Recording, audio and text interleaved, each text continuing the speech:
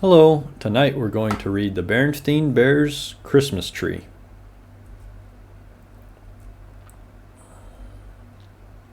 So in everything, do to others what you would have them do to you. In Bear Country, Christmas excitement was mounting. The waiting was down to 10 hours and counting. The holly was hung, the presents were bought. A magnificent Christmas salmon was caught. The cubs set up the nativity scene and even made paper chains of yellow and green. And now it was time for the most fun of all, getting the tree. A tree full and fat, straight, green, and tall, with oodles of needles and crannies and nooks, for the bears to hang their tree things by hooks. "The tree things!" cried Pop, with the jolliest shout. "Our wonderful tree things! Let's get them out!" They had quite a collection. There were bangles and bells, and bright-colored balls, boxes of things, and closets and cupboards, and corners of halls.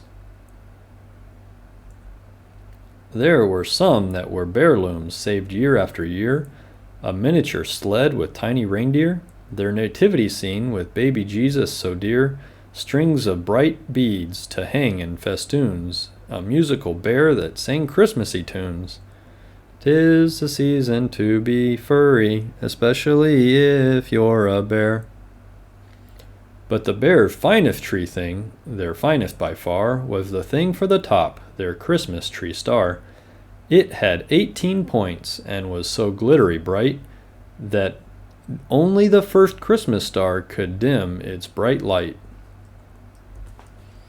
"What an array! What a display!" Papa Bear bragged, quite carried away. "What a grand and glorious sight it will be when we hang all this stuff on our Christmas tree. Why, bears will come from near and far to see how Christmassy we are." So all the bears needed now, don't you see, all that they needed now was the tree. A tree straight and tall, fine, full, and fat. "Come, cubs," said Papa as he put on his hat. "Now be sure to dress warmly," said wise Mama Bear. "There's more than a hint of snow in the air. And, oh yes, buy our tree down the road from Grizzly Gus. I am sure he will have the right tree for us." "Snow," said Papa, sniffing the air. "Not a chance. The weather today will be bright and fair. I always can tell if it's going to snow by a sharp shooting pain in my left big toe." As for Gus and those trees lying in stacks, "Not for us," Papa said as he took up his axe. "But Papa," said Brother, "Mama knows best. Grizzly Gus and his family have surely been blessed with the loveliest trees around." "One of his trees?" said Papa. "No way. I'll show you where the best trees are this chilly day." Now, Brother and Sister usually did what Mama said, but not Papa. He did whatever came into his head. And a fine fat tree is what came into his head that particular Christmas. No matter what, no matter where, if it means going down to the Panama Isthmus, if it means climbing up to the top of Pike's Peak, I'll find it, he said, if it takes us a week. "But Christmas," said Sis, "is just hours away. We must find our Christmas tree today. Christmas Eve services and the nativity play." But Pop didn't hear. By now he was really quite carried away. He was forgetting something that day, that Christmas is more than a show and a display, more than just tinsel and pink plastic stars and stuffing yourself with sugar nut bars. There was something important that he was forgetting. Christmas is forgiving. It isn't forgetting.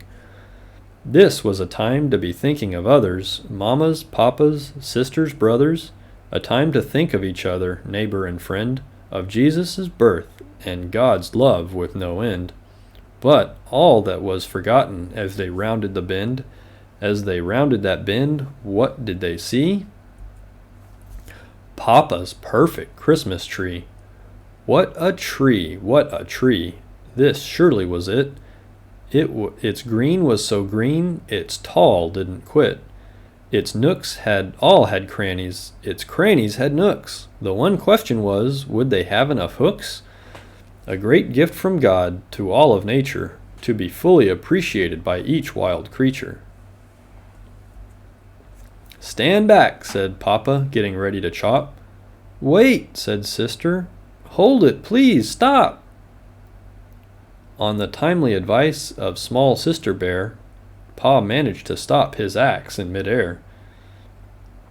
And a good thing, too, for that Christmas tree's trunk just happened to be the home of a skunk. And some squirrels and a grouse and one small chipmunk also resided in that Christmas tree's trunk, plus 26 crows who were renting upstairs, and not one of them happy to see those 3 bears. "Though this tree," said Pa, "seemed to find it isn't quite what I had in mind." There was something else Pa hadn't in mind, as they rapidly left Mr. Skunk's tree behind. The coming great day was the skunk's Christmas too, and the squirrels and the chipmunks. If he chopped down their tree, what would they do? And the crows and the grouse, what would they do if he chopped down their house? Where would they have their holly and bells, their Christmas goodies, their Christmassy smells? How would they enjoy their Christmas feast, with family and friends, sharing God's saving peace? But such questions as those did not bother Papa, not in the least. His head was so filled with his bangles and bells, his bright-colored balls, his tree things stacked up in closets and halls, that there just wasn't room for anything more. "Onward!" he cried, and the bears pressed on with their Christmas tree chore. "We will find the right tree, we must and we will. I will ford any stream, climb up any hill, go over Niagara Falls on a log, penetrate the impenetrable fog, brave the terrors of sinister bog. We will find the Christmas tree we seek. We will find it," said he, "if it takes us a week." "But please," said Sister, "we must find a tree soon." "She's right, Dad," said Brother, "it's late afternoon."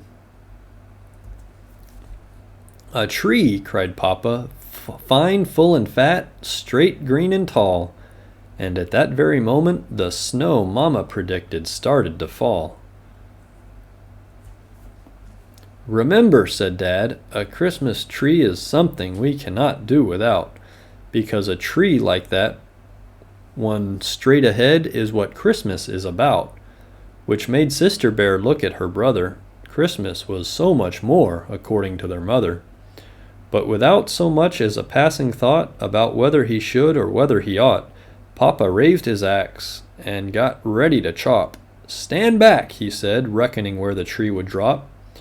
It was quite a fine tree, sedate and tall, graceful and regal. It was also, it happened, the home of an eagle, and a hawk, and a wolf, and a great snowy owl.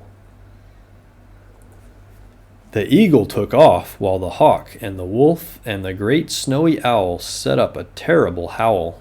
The noise seemed to come from every direction. Then Mr. Eagle expressed his objection. Every Bear Country resident needs a home safe and sound, and the eagle turned Papa Bear's thoughts right around. Whew. No, that tree back there wasn't quite it. Its green was too green, and it leaned a bit. It wasn't quite what I had in mind. Come, we still have a tree to find.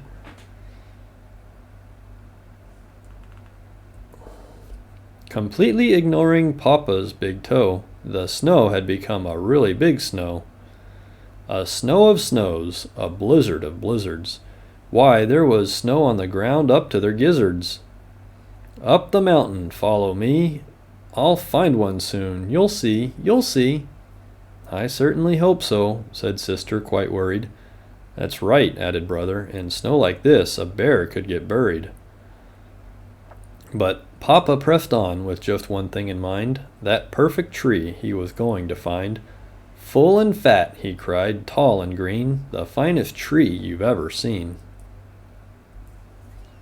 "Now that is the kind of tree I mean." "Hurry," said sister, "chop it down." "Yes," said brother, "we still have time to get back to town." But Pop was silent as he looked at that tree, strangely silent. What did he see?